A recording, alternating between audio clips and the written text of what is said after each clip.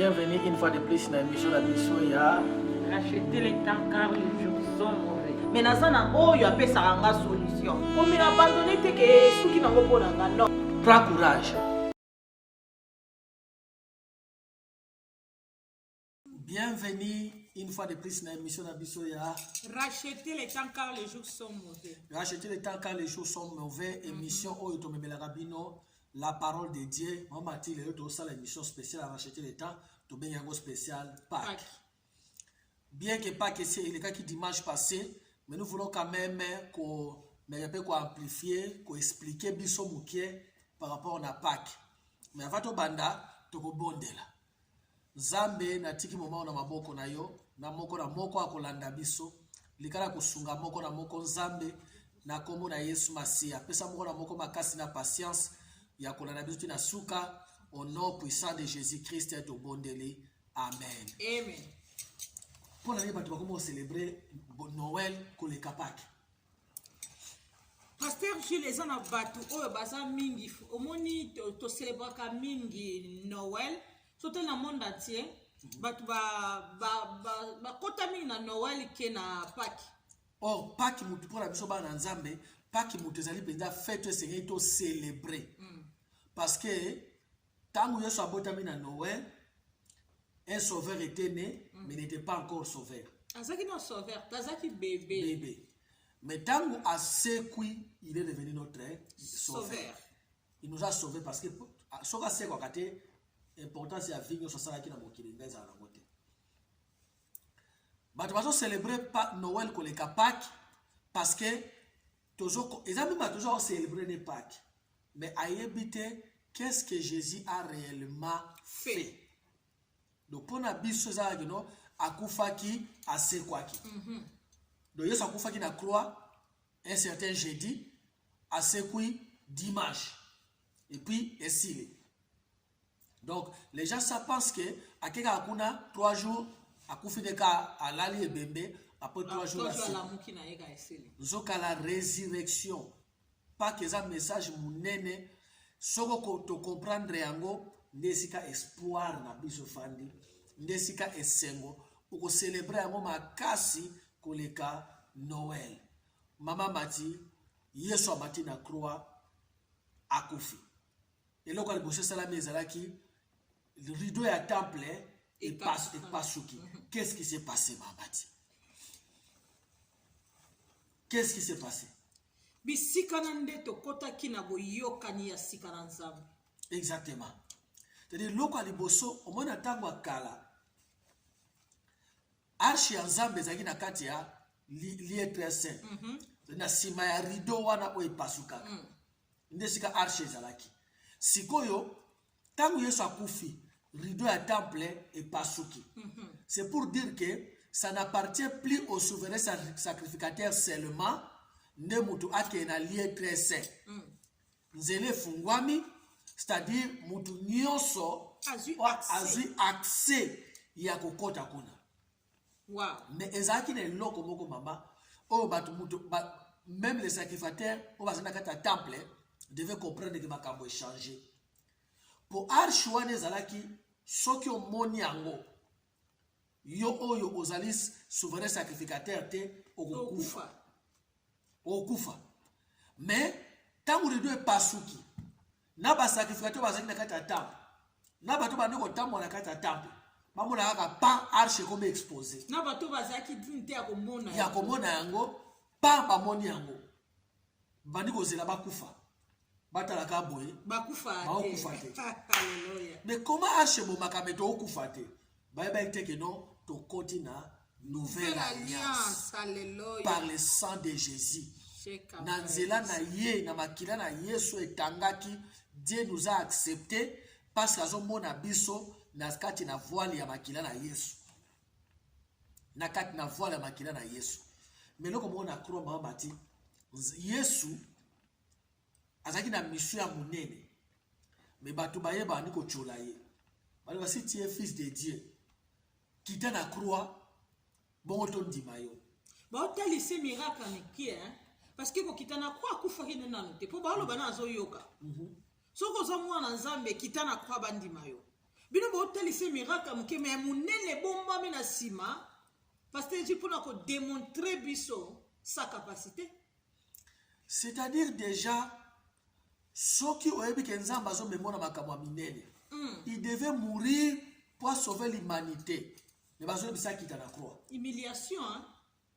Akita na croix soko oso tolandaka makambo bato baoloba okorate ya minene efala kosala osoki jésus akitaki na croix tonga anga kufela biso suti tolinga tocomprendre mpe capacité to grandeur na ye te mpo na biso depuis lelo tocélébraka paki te soki ayolobaki nalakisa bango kovivre vi na yo mpona koprouve bato te soki oyebi place nzambe azomema yo ne répond pas aux petites provocations.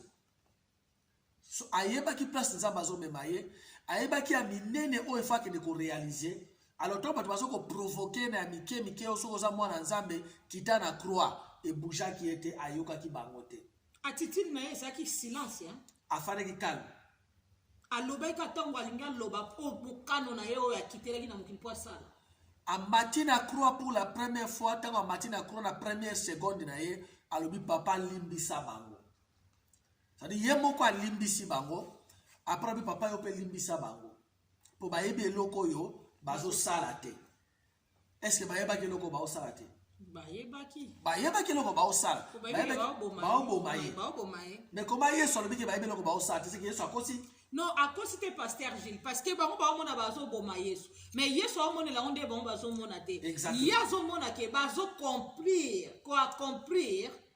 volonté na nzambe parce que il faut baboma ngai il faut babuka temple mpe na mikolo misato il faut eseka siko bazoyeba te ke baosala yango mpo bango babika inesa yesu abaki limbisa bango mpo bazoyeba eloko baosala te bazoyeba te ke baoboma nga mpo bango babika poso bayebaki banga baganga basepela sauveur na biso mais na angle mosusu mama mati bibi na biso Dieu a fait de Jésus péché. Yesu na bando kufa il devait aller en enfer pour se malangwa c'est quoi na croix place wana alobi papa limbisa bango parce que yemo ko peut-être ça limbisa ki bango ko sekela mutu bo limbisa soki yo limbisi ete parce que ce que Jésus a limbisa ka bango te yemo ko pasa kufa ki atake ime akufela ki biso bato anga kenali felo na péché ya manque ya pardon. Vous comprenez?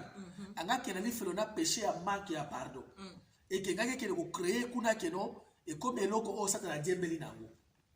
Mais il devait pardonner avant de mourir.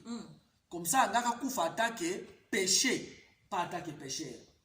Pour les sumu moko yana manque de pardon, ngake bloquer kuna. Bien-aimé, limbisa. Apprends à pardonner. Quel que soit le koyo, basali yo. Ye kona ko limbisa.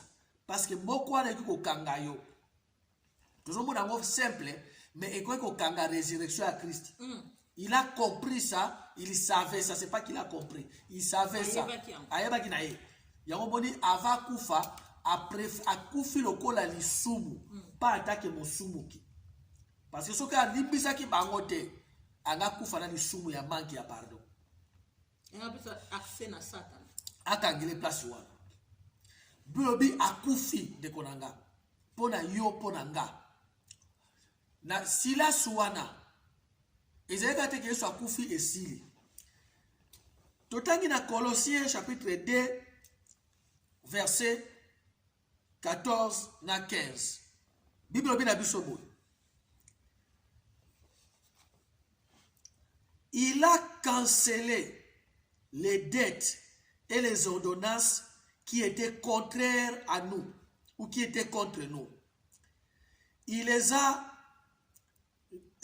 ôtés du chemin. Dans le temps qu'il a parti à la Bible anglaise, il les a ôtés du chemin et il les a cloués à la croix. Il a désarmé. Et là, quand il y a un moment où on célébrer Pâques. Ko célébrer quand Yesu akufi asekwaki yeba asalaki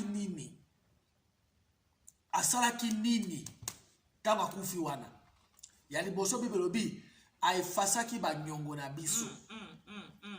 Il a cancellé les certificats de dette oyo ba disposition nango ezaki contraire na biso. C'est-à-dire ezokwa oyezo nyongo pa nanga soki afuti te tokobotola mwasi na bana na ye. Disposition mibale tokokate maboko, ya misato tokotobole lisu moko, ya 4 tokokata ede misapi ya makolo. Ya mo Bible bi il a déchiré le certificat ya ba nyongo oyo ba disposition nango ezaki contraire na biso, ezaki contre biso. C'est-à-dire nyongo tozaki nango pa nzambe. Nyongo tozaki nango pa nzambe. Ba disposition ya nyongo wana. C'est-à-dire ba clause to ba conséquence ya ne pas payer cette dette là ezaki ba B pour la biso.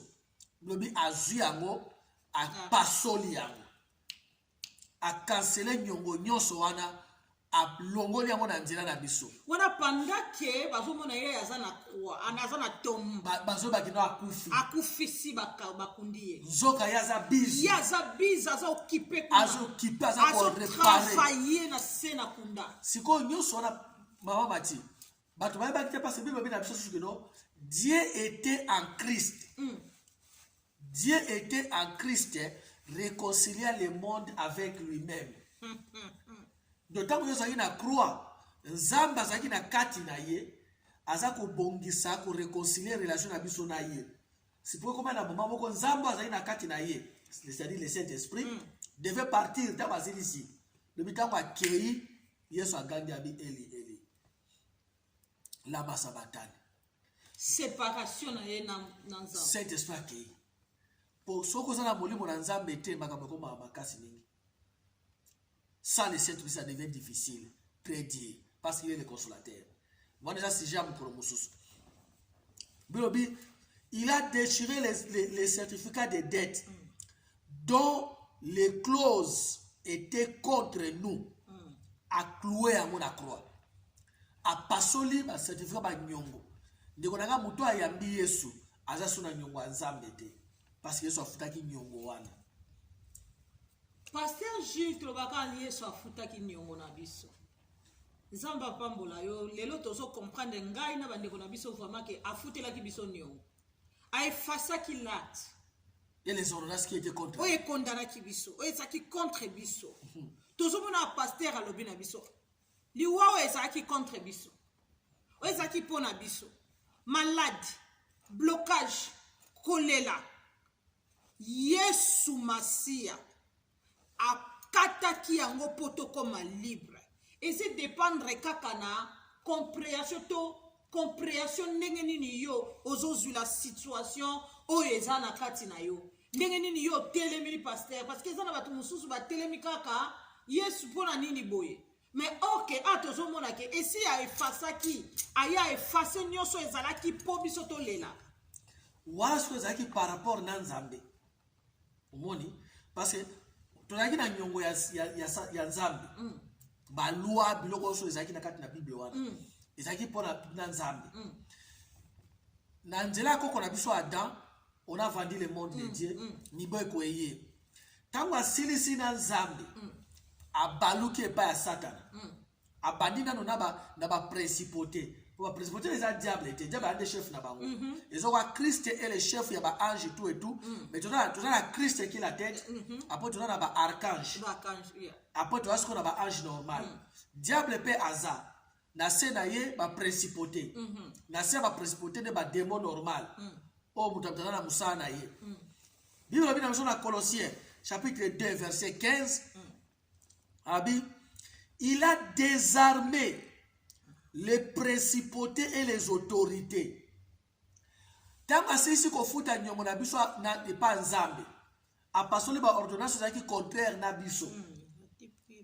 Bible obike ake ko désarmer siko ba principauté. C'est-à-dire baluke pa ba principauté les chefs des démons.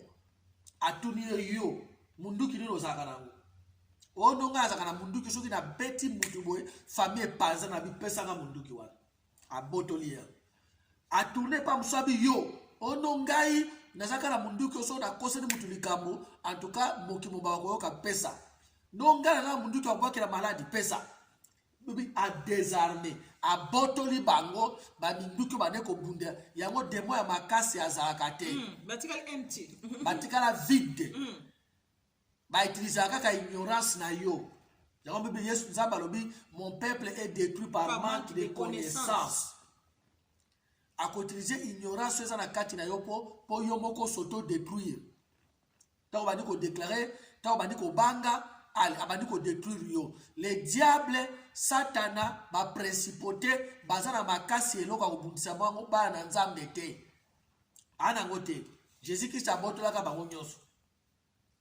Oh non, Yesu lobaki ba démon akenaka par jeûne et prière. Oui, mais c'était avant sa mort. Bon. Alobaki ba démon nyonso te, c'est genre de démon. Ba bimaka kaka par jeûne et prière. Ba démon nyonso te. Même genre wana, c'était avant qu'il y a Koufa. C'était avant qu'il y a Koufa.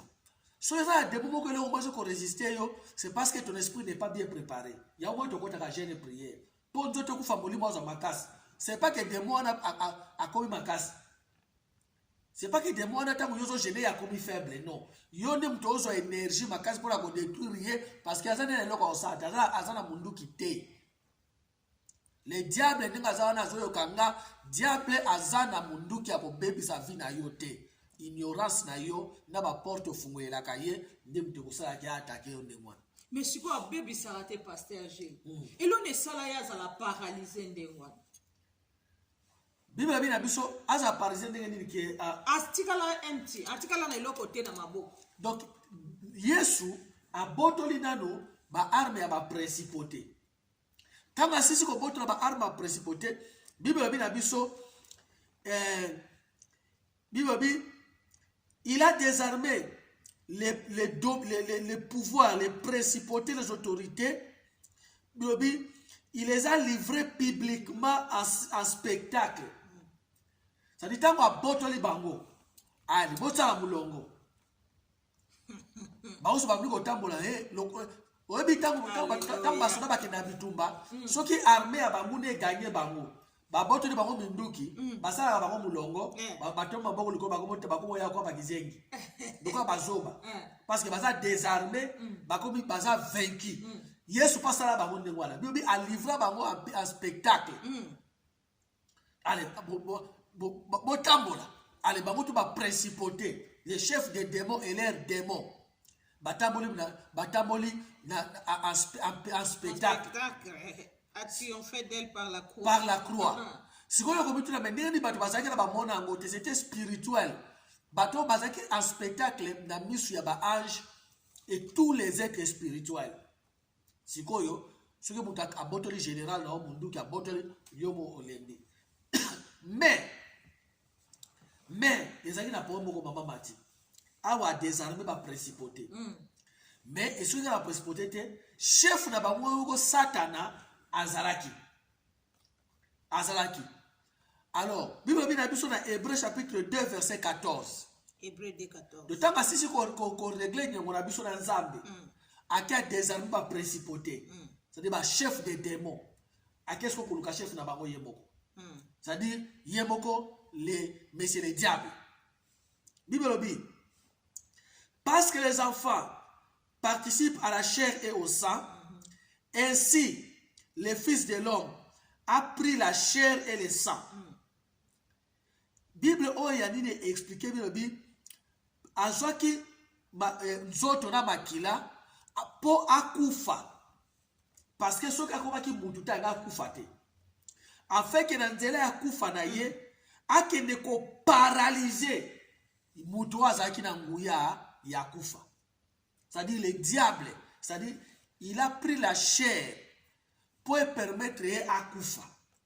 Pourtant ko kufa na permettre à tellement face à face avec le diable qui avait le pouvoir de la mort. Na sepe na mboka na kaya Satan. Na kaya Satan. Donc c'est ce qui s'est passé. Pour cette façon Yesu fa ki akuta na Satan na pas boto la il devait prendre la chair. Non mais il est venu réparer l'erreur d'Adam. Si quoi erreur wana Adam sala ki Adam zaki humain. C'est pourquoi il peut yaki lokola humain. Au Satan a battu que non, comment il a nzambe ou na bonzambe ou ya combattre nga. Il est venu comme un homme. Un homme. A koufi le kola moto. A quitté ensemble belé ça le Saint-Esprit. Saint-Esprit a tika na croix. Deska kaka ki eli la masabatan. A tika na croix. Quand on sisi ko paralysé, ko botra minduki ya ba principauté, a ke ko faire ce qu'on fasse na Satan na yemoko. Qui avait le pouvoir sur la mort. Bilobi a paralysé ye na kana ye moko. Ah bah tu m'as montré que Yesu a koufi le deuxième jour, mais les choses s'est passées. Na sekuna. Les choses s'est passées. C'est pourquoi ce que na Apocalypse chapitre 1 verset 18, Apocalypse 1 18, alobi je suis celui qui vit. I am he who lives. Je suis celui qui vit. J'étais mort, mais voici, je suis vivant pour l'éternité. J'ai la clé de la mort et de séjour des morts. J'ai la clé de la mort et de séjour des morts. Azaki amwe panani. Na maboko ya Satan. Kuna na se. Siko mi tuna question. Yesu a paralysé Satan. Satan a kwei aya azuye clé à mort dans ce jour de mort. Azuye. Et qu'est-ce qui s'est passé? Abani okene ko fungola bakangami o bakufaka na ba époque nyonso wana o ba yoka sango malamu tabani ko teya bango afungoli ba selili nyonso ya séjour de mort. Ba o bandimela ke kaza mwana nzambe babima. Dans Matthieu 28, Bible, Yesu a koufi, la terre trembla et beaucoup de morts sont sortis de leur tombeau le jour de sa résurrection. Pourquoi c'est là qu'il résurrection? Parce qu'il travaillait à botoli ba clé à Satana, après à fungoli ba batu nyonso, ba kangami nyonso ale, mutu na mutu abimi. Balandiye. Yomona na nini? Dans Ephésiens chapitre 4 verset 8, Blobi, il est monté au ciel, il a amené les captifs. Il a amené les captifs. Anglais lobby, il led a trail of captives. C'est-à-dire, il est la tête du corps. Ok, liboso bango nyonso bakufa na ba epoko so bandimela ke bazana kati na prison na Satana, bazana kati na ba selile na séjour de mort, abimisa bango nyonso. C'est ce que Christ a fait pour nous.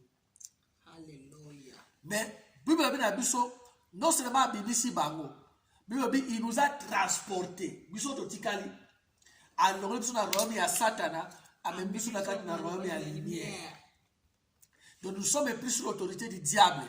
Sauf ceux qui ont beaucoup de dima, ils ont cédé dans l'intimidation. C'est ce que Jésus-Christ a fait. Je suis celui qui vit. J'étais mort, c'est vrai. Mais maintenant, je suis vivant pour l'éternité. Dans un cas vivant pour l'éternité à Pambaté, j'ai la clé de la mort et de séjour des morts. Qu'est-ce qui s'est passé dans Satan qui a la clé de la mort et de séjour des morts? Paralysé. Wapi et pas na kana ye moko kuna na séjour de mort. Est-ce qu'il soit paralysé qui est? Tia zo kele ko fungola ba selile ba kangami po ba bima. Satan azotala, ba demo ba otala, bana makasi te parce que ba betami. Yesu alongi. Alongi bango. Alléluia. Et il les a vaincus pas comme étant Dieu, il les a vaincus comme un homme. Le premier Adam était un être vivant, le deuxième Adam était un esprit vivifiant. Le premier Adam était un homme de la terre, le deuxième Adam était le Seigneur venu du ciel. Alléluia. Donc il est venu comme un Adam, mais il était le Seigneur venu du ciel. Et le troisième jour à Sekou. Sikoyo. Maman m'a dit, Zambe a Sekou Saba Sumuki. On se comprend. Lazare a Zaki Mosumuki, ba Sekou siye. Tabita Zaki Mosumuki, ba Sekou siye. Nani Susu, la veuve ya Naïni, mwana na ya Zaki Mosumuki, ba Sekou siye. Akufi Mosumuki, akufi pécheur, ba Sekou siye. Mwana ya Jairus, Elle était morte pécheresse. Mais ici, Dieu ressuscitait les pécheurs. Ah, maintenant, Dieu devait ressusciter le péché. Celui qui est devenu péché. Il y a un moment où il faisait l'obéir. Dieu a une puissance qu'il avait mis en œuvre pour la première fois en ressuscitant Jésus-Christ d'entre les morts. Et ça pouvoir, power, moko ozamba zaki nango, o diable ayeba kite kenzalaka. Pour ayebi ke muto comme akufi lisumu, et s'il a kubima a révélé le principe n'a été. Mais il y avait une autre puissance. Au Éphésiens chapitre 1er, le Binabiso. This power, puissance oyo, il a mis en œuvre. Donc son mot est puissance wana. A tchèque en œuvre mukolo a ressuscité qui Jésus-Christ est mort. Et la puissance soit salée là dans nous. C'est-à-dire que ce qui s'est parmi les morts, c'est la puissance la plus élevée au Nzambe a libéré jusque-là. La plus élevée.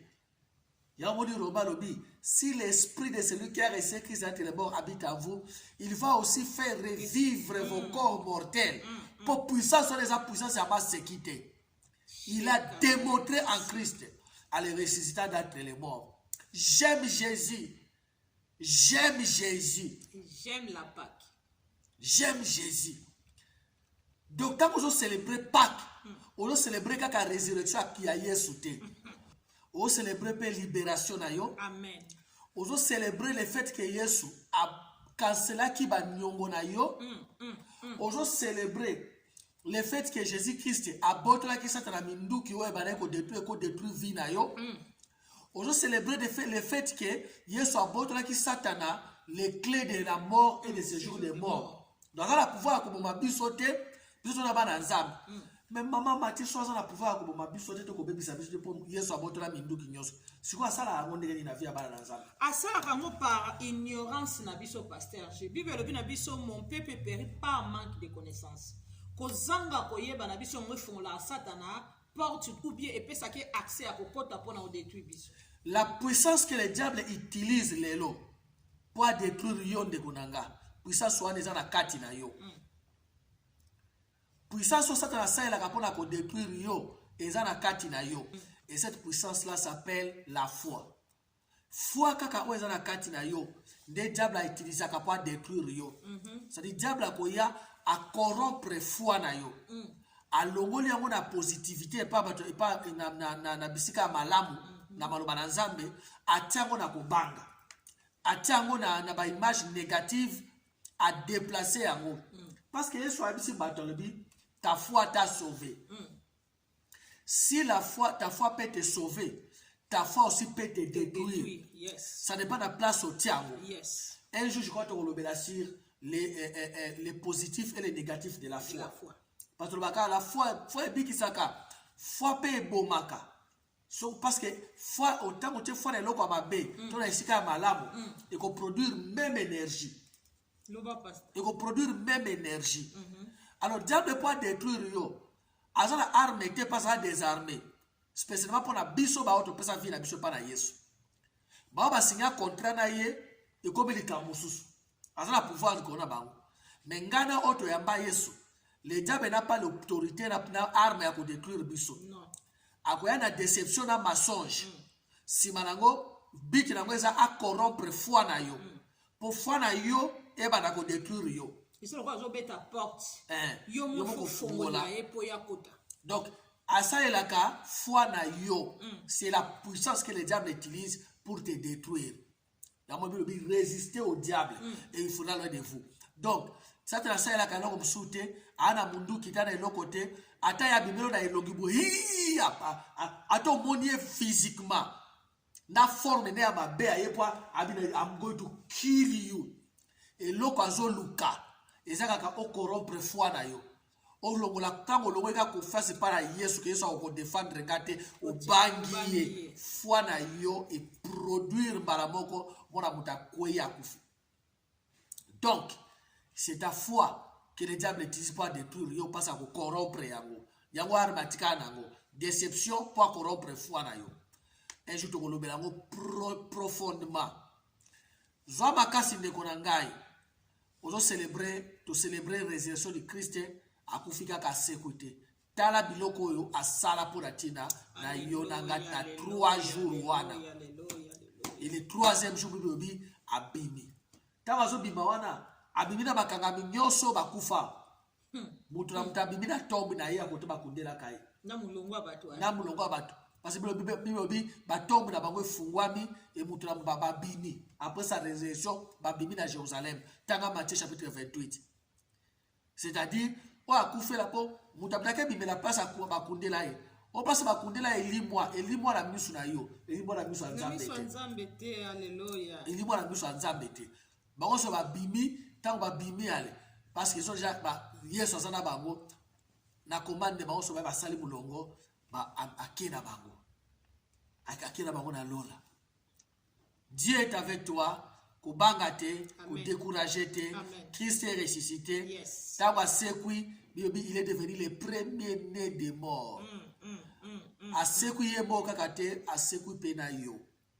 Apesi biso sous pouvoir. Apesi sous pouvoir liboso na Satana. Non seulement botoli mundu qui m'apesi sous pouvoir likona yo. Prends courage tikana bonde la pona yo.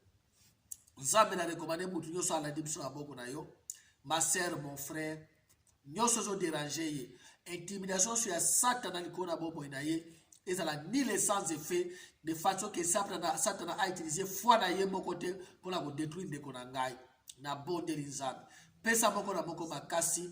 Pesa moko na moko makasi. Waza kubela pesa ya guérison. Waza na posa eloko exaucer ye nzambe. Guéri mutu wana miso bika. Motema pase bika. Waza na malade na makila na mikuwa abika. Na kombo na Yesu Masia.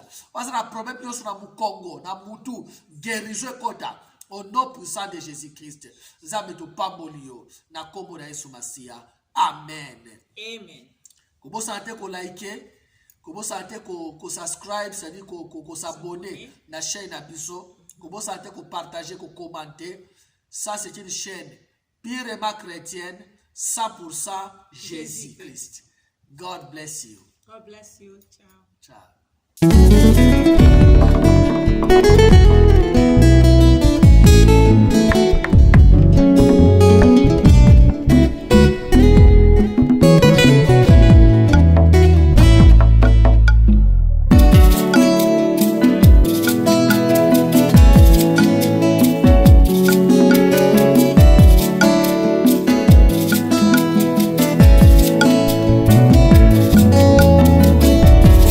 Ma Bible dit, tu es le chemin, tu es la vie, tu es la vérité.